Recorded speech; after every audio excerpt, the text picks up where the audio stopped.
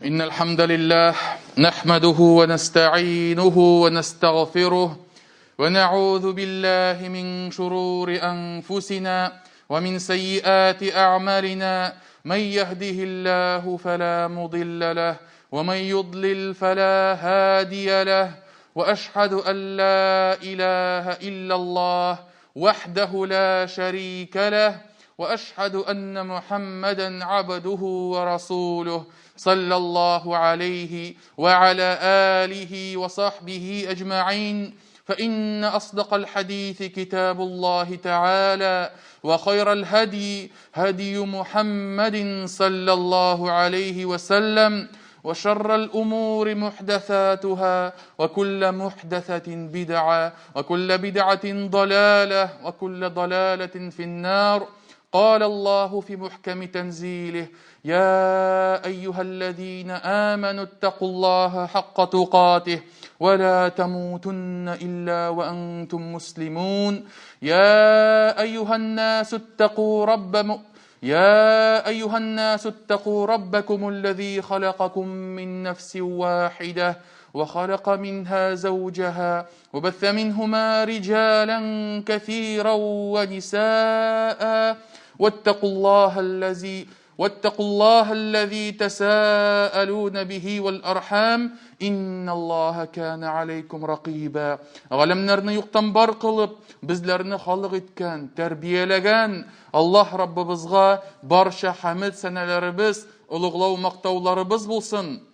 Шәһадәт китерәмен: Аллаһтан башка гыйбадәт кылырга лаеклы зат юктыр. Аллаһ бар, Аллаһ бер. Һәм шәһадәт китерәмен: Мухаммад ибн Габдуллаһ Аллаһның хак илчесе, тугры пәйгамбәре һәм шәриф булган кулыдыр. Аллаһ аңа, аның гаиләсенә һәм аның сахабаларына үзләренең салават шәрифләрен насип әйләсә иде. Аллаһ Раббыбыз әгәр дә кемне дә булса үзенең гаделлеге белән хак юлдан яздырса, аны беркем дә бүтән туры юлга чыгара алмас. Аллаһ Раббыбыз әгәр дә үзенең рәхмәте белән кемне дә булса һидаяткә күндерсә, хак юлга, туры юлга, иман юлына чыгарса, аны бүтән беркем дә адаштыра алмас. Мөхтәрәм җәмәгать, Аллаһ Раббыбыз изге китабында әйтте: "Эй кешеләр, эй иман китергән бәндәләр, Аллаһтан хакыйкый тәкъвалык белән куркыгыз һәм бары тик мөселман булып кына үлегез", дип әйтте. Әмма бәгъд, мөхтәрәм җәмәгать, бүгенге көндә кешеләр, кешелек дөньясы төрле вакыйгалар аша яши. Кемнекедер бәхет була, кемнегәдер кайгы, авырлык килә, кемнеңдер эшендә алга китеш, кемнеңдер эшендә артка китеш, авырлык була. Һәм без һәр вакыт кайчан гына яшәмик, һәр вакыт безне хак юлга чыгара торган, безгә бу дөньяның, бу тормышның хакыйкый мәгънәсе, хакыйкый максаты булган хак сүзләргә без һәр вакыт мохтаҗ булып калабыз. Һәм шуңа күрә Пәйгамбәребез дә саллаллаһу алейхи ва саллям әҗәле якынаюын сизгәч, ул еш кына махсус төгәл җөмләләр җыеп сахабаларга үзенең васиятләрен, завещаниясын, соңгы сүзләрен җиткерә иде.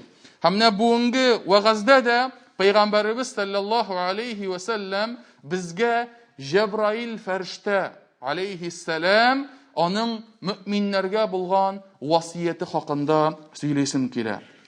Имам аль-Хаким Мустадрак китабында Абу Хурайра, Абу Саид ас-Саиди риваятеннән безгә хәбәр итә.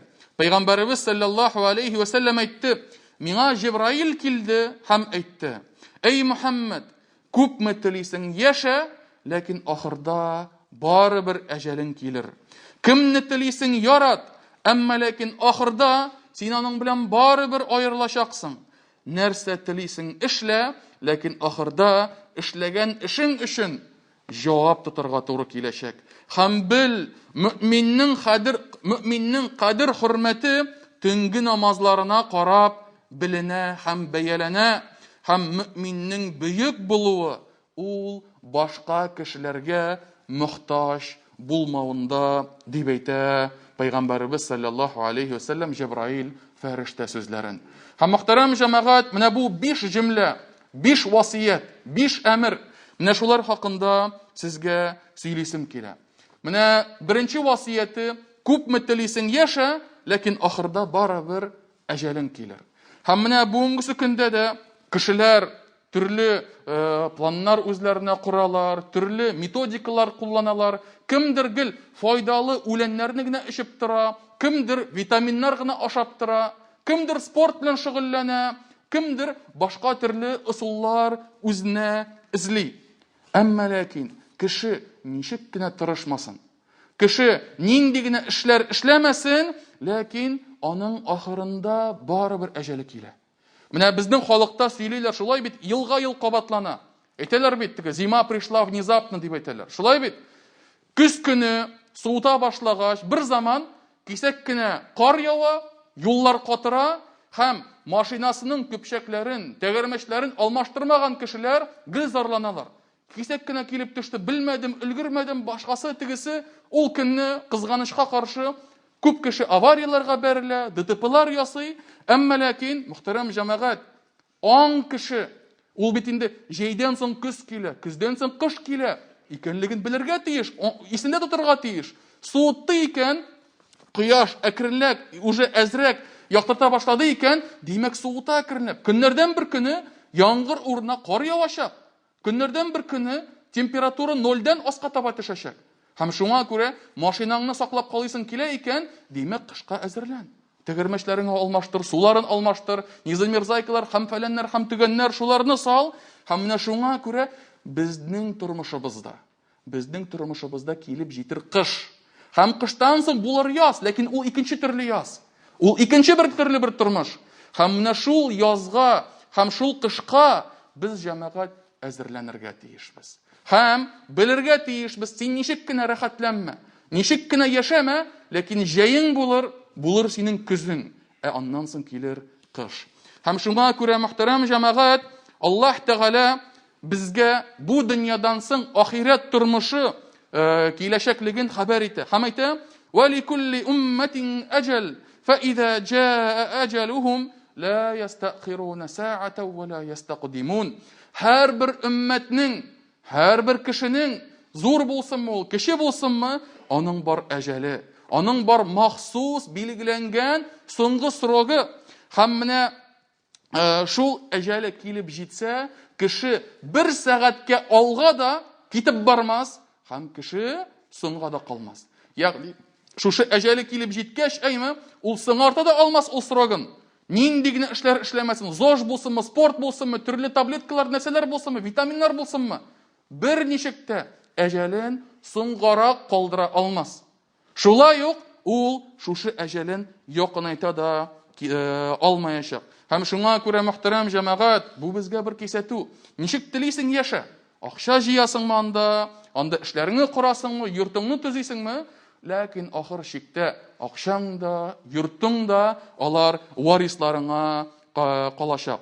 Һәм шуңа күрә синең якыннарың да, дусларың да, туганнарың да синең әҗәлең килгәч. Һәм сине озаткач, күпмедер вакыттан соң, кемдер шул көнне, кемдер бер атнадан соң, кемдер бер айдан соң, ләкин вакыт үтү белән алар барыбер үз тормышларына батып, яшәүләрен дәвам итәчәкләр. Һәм шуңа күрә, мөхтәрәм җәмәгать, менә Җәбраил алейһиссәламның васияте һәр бер кеше белеп торырга тиеш. Бу дөньяга мәңгелеккә килмәде.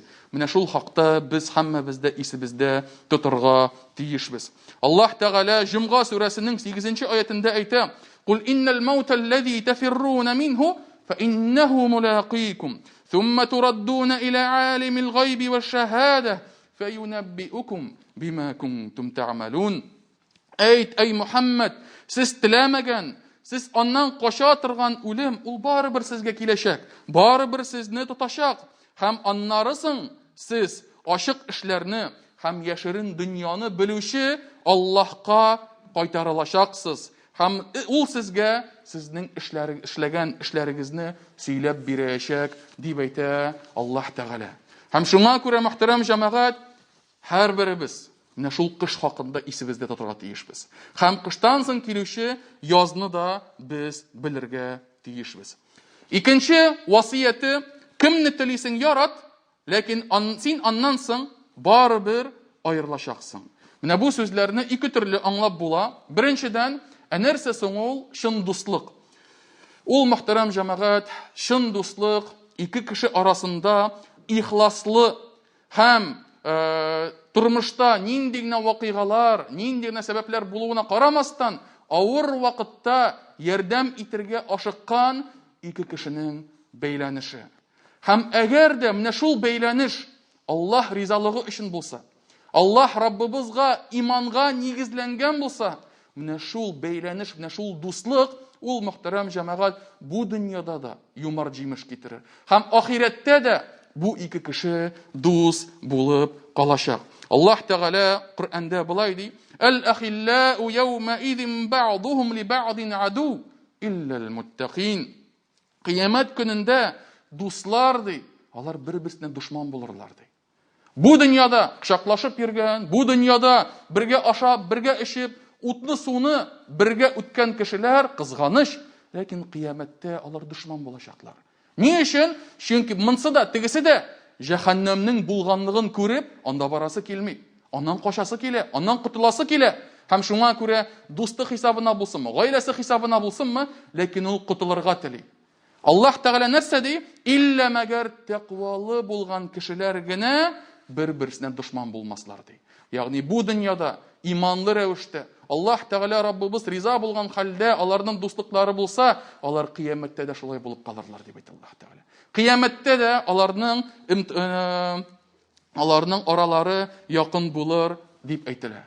Һәм шуңа күрә менә бүген кызганыч, бүген без күрәбез, ишетәбез, кеше кай вакыт бер-берсе белән теге дус булып йөриләр, шулай якын итәләр, бергә утырып башлыйлар, гел, мы друзья, мы братья, мы фәлән, мы тегән.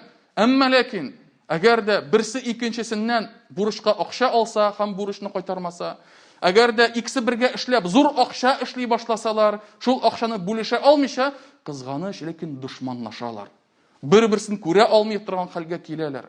Һәм менә бу, мөхтәрәм җәмәгать, безгә нәрсәне күрсәтеп тора? Димәк, бу дуслык, монда ихласлык юк иде. Димәк, монда Аллаһ Тәгаләнең ризалыгын өмет итү юк иде. Монда бары тик дөнья максатлары, акча максатлары, үзеңә выгода эзләү, үзеңә яхшылык эзләү максатлары гына булган. Һәм менә ахыр чиктә, менә бу дуслык кешегә файда китермәячәк. Һәм кызганыч, ләкин ул күренә тормышта. Бер ай бергә булалар, бер ел бергә булалар, 10 ел бергә булалар, 20 ел бергә булалар. Әмма ләкин бер ышкын чыксынмы, бер шаткы булсынмы, берәр нәрсә килеп чыкса, алар бер-берсен күрә алмый торган хәлгә киләләр, Алла сакласын. Һәм шуңа күрә, мөхтәрәм җәмәгать, менә бу безгә чын дуслыкка ашыгуны безгә искә төшерә. Шулай ук икенче мәгънәсе, кемне теләсәң ярат, ләкин барыбер аннан аерылачаксың, ягъни бу дөньяда нинди генә дусларың булмасын. Әйе, бәлки чын дуслар алар әздер. Алар бер булырга мөмкин, алар ике булырга мөмкин. Хәтта кул бармагы белән санарлык кына булырга мөмкиннәр. Ләкин аның белән бергә ничек кенә булсаң да, килер бер көн, ул сине җирләр, ул сиңа җиназаңны укыр, ул сиңа гаиләңә бәлки ярдәм итер, әмма ләкин ул китеп барыр. Синең тормышың, үз тормышың дәвам итәчәк. Синең ахирәт тормышың башланачак. Һәм шуңа күрә, мөхтәрәм җәмәгать, менә бу хакта без истә тотырга тиешбез. Шулай ук, өченче васияте, ләкин ахыр нәрсә телисең эшлә, нинди телисең гамәл кыл, ләкин ахырда эшләгән эшең өчен җавап тотырга туры киләчәк дип әйтә. Һәм менә, мөхтәрәм җәмәгать, кай вакыт кеше бу дөньяда ниндидер эш эшләсә, ул аны шулай яшерергә мөмкин ки, шулай кеше дә белмәслек, хатыны да белмәслек, дуслары да белмәслек, яшерергә мөмкин ки, аны бүтән башкалар белмиләр аның нәрсә эшләгәнлеген. Аны башкалар фаш итә алмыйлар. Ләкин бу кеше шулай качып, сакланып калырга тиеш. Менә Алла сакласын, тарихка карасак, әгәр дә тарихта һәр вакыт, һәр гасырда, 19-нчы гасырда, 20-нчы гасырда һәм башка вакытларда зур җинаят эшләгән кешеләр дә хәтта качып кала алдылар. Шул ук лондонский потрошитель булсынмы, шул ук теге серийный җинаятчы Зодиак булсынмы, аны кем икәнен белмиләр. Ул качты, ул югалды. Аны таба алмыйлар. Әмма ләкин кеше һәр вакыт белеп торырга тиеш. Иман иясе кеше бу дөньяда әллә кемнәрдән качып була. Бу дөньяда әллә кемнәрдән югалып була, әмма ләкин сине һәр вакыт ишетеп торучы, сине һәр вакыт күреп торучы, сине һәр вакыт нәрсә эшләгәнлегеңне белеп торучы Аллаһтан качып булмас. Һәм шуңа күрә үз арабызда булганда, бу дөньяда яшәгәндә кемдер нәрсәдер качып акча эшләргә мөмкин, кемдер яхшылык эшләргә мөмкин, кемдер башка төрле эшләрне эшләргә мөмкин. Үзенең бергә гомер иткән хатыны да белми хәтта кайсы бер вакытта. Ләкин Аллаһ Тәгалә безнең тормышыбызны ахыр чиктә кыямәт көнендә җавап тоттырачак. Һәр бер әйткән сүзебез, һәр бер эшләгән эшебез Аллаһ Раббыбызга сер булып калмаячак. Һәр берсенә Аллаһ Тәгалә бездән сорау алачак. Һәм Аллаһ Тәгалә әйтә: "Ва вуди'ал китабу фатарал муҗримина мушфиқина мимма фиһ ва яқулун я вайлатана ма ли һазал китаб ла югадиру сагирatan ва ла кабирatan илля ахсаха ва ваҗаду ма амилу хадира ва ла язлиму раббука ахада." Кыямәт көнендә ди, гамәл дәфтәре куелыр дип әйтә. Һәм гунах ияләре шул гамәл дәфтәренең эчтәлегеннән куркышырлар һәм әйтерләр: "Кайгыда бит без, бу дәфтәр ди үз иченә кечкенә гынахларны да, зур гынахларны да үз иченә алды, читтә калдырмады" ди. Ләһәм алар ди үз алларында, үз каршыларында барлык эшләгән эшләрен күрерләр дип әйтә. Һәм синең Раббың бер кемгә дә зулымлык кылмас дип әйтә. Һәм шуңа күрә, мөхтәрәм җәмәгать, гамәл дәфтәреннән берәр дә югалмый. Әйткән сүздә, эшләгән эштә, кайсы бер вакытта без игътибар бирмичә бер сүз әйтеп куябыз, бер эш эшләп куябыз. Һәм аннан соң аны шундук секундта онытып ул хакта әйме, ул гамәл дәфтәрендә бик зур булып язылырга мөмкин. Аллаһ илчесе пәйгамбәрбез саллаллаһу алейһи ва сәллям әйтә, кайсы бер вакытта ди, адәм баласы дип әйтә, бер сүз әйтә ди. Шул сүзенең гынахасы дип әйтә, авырлыгы ди, аны ди җәһәннәмгә 70 еллык тирәнлеккә батырыр дип әйтә. Бер сүзе ди. Һәм шуңа күрә, мөхтәрәм җәмәгать, бу гынахларга да кагыла, бу изгелеккә дә кагыла. Кайсы бер вакытта кеше, һәм шул хадистә әйтелә, бер изгелек эшләп дип әйтә, ул аңа игътибарын да бирми, әһәмиятен дә бирми. Ләкин шул изгелек сәбәпле Аллаһ Тәгалә аның җәннәттә дәрәҗәсен күтәрә. Шуңа күрә кечкенә генә эш ул бер кадәр югалмый. Кечкенә генә гынаха, кечкенә генә изгелек тә, алар берсе дә читтә калмый. Бүтенсе гамәл дәфтәрендә булачак. Әйе. Һәм шуңа күрә Аллаһ Тәгалә әйтте: "Яума таҗиду куллу нафсин ма амилат мин хайрин мухдара ва ма амилат мин су таwaddu law anna baynaha wa baynahu amadan ba'ida wa yuhadhdhirukumullahu nafsahu wallahu ra'ufun bil ibad." Ул көнне ди, һәр бер җан иясе эшләгән изгелекләрен дә, гынахларын да күрер дип әйтә. Һәм кеше шул вакытта ди, җан иясе ди, менә шушы үзе һәм гынахлары арасында бик зур ераклык булса иде дип теләр дип әйтә. Һәм шуңа күрә Аллаһ Тәгалә үзе белән сезне кисәтә ди, һәм Аллаһ ди үзенең кулларына ул рәхмәт ияседер дип әйтә Аллаһ Тәгалә. 4нче васыяте, мөэминнең кадер-хөрмәте аның төнге намазларына карап бәяләнә. Һәм Аллаһ Тәгалә мөэминнәрне мактап Коръәндә булай ди: "Татаҗафа җунубуһум анил мадаҗи' яд'уна раббахум хауфан ва тама'a." Алар ди төнге вакытта, башка кешеләр йоклаган вакытта, алар ди яннарын, караватларыннан, ятакларыннан күтәрерләр ди, һәм Раббыларына куркынган хәлдә, һәм өметләнгән хәлдә, аның рәхмәтенә өметләнгән хәлдә дуа кылырлар ди, һәм без аларга биргән нигъмәттән алар садакаларын һәм башка төрле ярдәмнәрен чыгарырлар дип әйтә.